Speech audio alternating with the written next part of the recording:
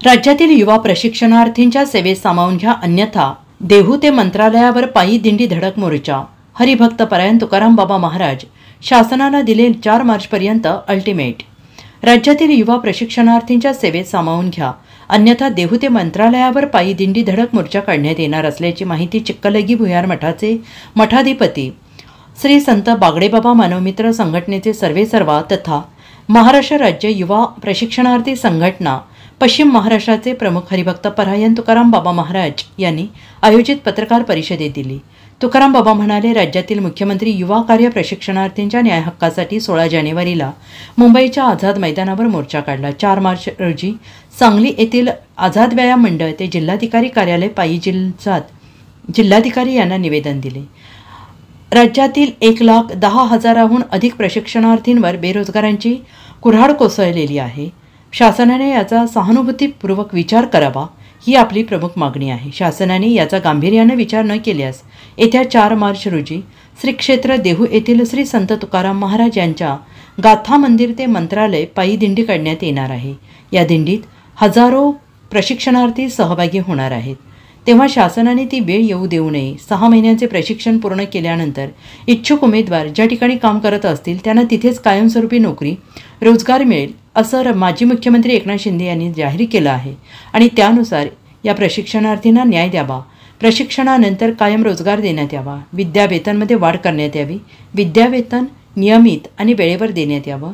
सेवावेतन लागू करावे. युवा प्रशिक्षणार्थींना शासकीय सेवेत 10% आरक्षण देण्यात यावे. शासकीय कर्मचारीप्रमाणे रजा अनुज्ञेय असावी. या आमच्या प्रमुख मागण्या असल्याचं तुकाराम बाबा महाराज यांनी म्हटलं आहे.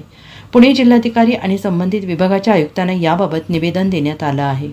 आज सांगली या ठिकाणी माननीय कलेक्टर साहेबांच्या भेटीसाठी आम्ही आलो. मुख्यमंत्री युवा कार्य प्रशिक्षणाच्या अंतर्गत महाराष्ट्रामधील जे युवक आहेत त्यांचा प्रश्नाच्या अनुषंगाने गेले अनेक दिवस आंदोलन, रस्ता रोको आंदोलन असतील, मोर्चे असतील, महाराष्ट्रामध्ये पश्चिम महाराष्ट्रामधून असतील किंवा महाराष्ट्रामध्ये असतील अनेक ठिकाणी वेगवेगळ्या माध्यमातून त्या ठिकाणी आपली व्यथा मांडण्याचं काम केलं. आणि त्याच अनुषंगाने माननीय श्री भरतशेठ गोगावले साहेब जेव्हा जजच्या दौऱ्यावर आले त्यावेळेस देखील ते मठावरती आमच्या आले. त्या ठिकाणी सकारात्मक दृष्टीतून आमची व्यथा त्यांना सांगितली आणि त्या अनुषंगाने त्यांच्याशी पाठपुरावा करत असताना माननीय श्री एकनाथजी शिंदे साहेबांची ते सातत्यपूर्वक संपर्कामध्ये होते आणि त्याच अनुषंगाने आमची व्यथा सांगत असताना पूर्ण महाराष्ट्रातल्या युवकांचा जो प्रश्न होता तो सातत्यपूर्वक मुलं काय करायचं ह्या विषयावरती होते. आणि त्याच अनुषंगाने येणाऱ्या महाशिवरात्रीच्या दिवशी आम्ही माननीय भरतशेठ गोगावले साहेबांना फोन लावला की आम्ही पुढल्या आंदोलनाच्या तयारीला लागलो आहोत, आमची पुढची दिशा काय.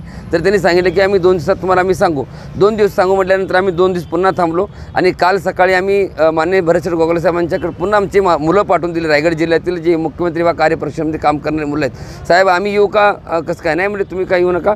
त्या ठिकाणी आमची मुलं गेली आणि त्या मुलांनी त्या ठिकाणी माननीय भरतशेठ गोगावले साहेबांची भेट घेतली आणि भेट घेतल्यानंतर माननीय भरतशेठ गोगावले साहेबांनी खूप चांगल्या पद्धतीचं एक सकारात्मक दृष्टीतून त्यांनी आम्हाला उत्तर दिलं की आपण काय मोर्चे किंवा आंदोलन करण्याची गरज नाही. येणाऱ्या 3 किंवा 4 तारखेपासून आपल्याला आम्ही 100% मुख्यमंत्री देवेंद्रजी फडणवीस साहेब, उपमुख्यमंत्री एकनाथजी शिंदे साहेब, उपमुख्यमंत्री अजित पवार साहेब हे चांगल्या पद्धतीने सकारात्मक दृष्टीतून त्या ठिकाणी विचार करत आहेत आणि तुमचा निर्णय 100% मुदतवाढ या ठिकाणी होणार आहे.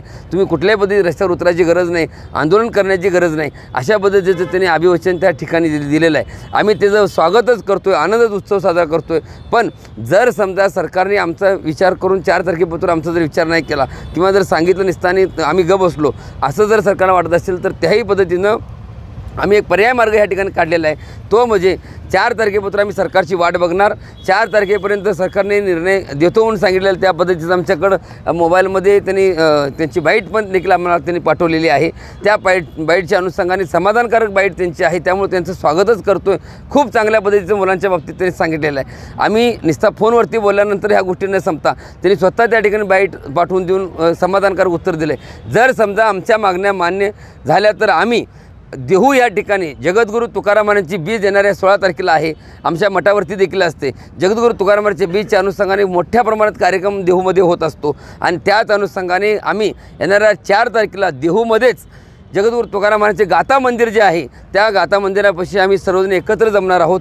त्या ठिकाणी गाथा मंदिराचं दर्शन घेऊन जगद्गुरू तुकाराम भक्ती आणि शक्तीचं एक प्रतीक त्या ठिकाणी आहे जे महाराष्ट्राने आजमावलेलं आहे. त्या ठिकाणी आम्ही नतमस्तक होऊन माननीय मुख्यमंत्री, उपमुख्यमंत्री यांची जी आर जर निघाला तर त्याच ठिकाणी आम्ही त्या तिघांचे दत्तमूर्ती या रूपाने बघून त्या ठिकाणी त्यांचं दूध अभिषेक करून आनंद उत्सव साजरा करू।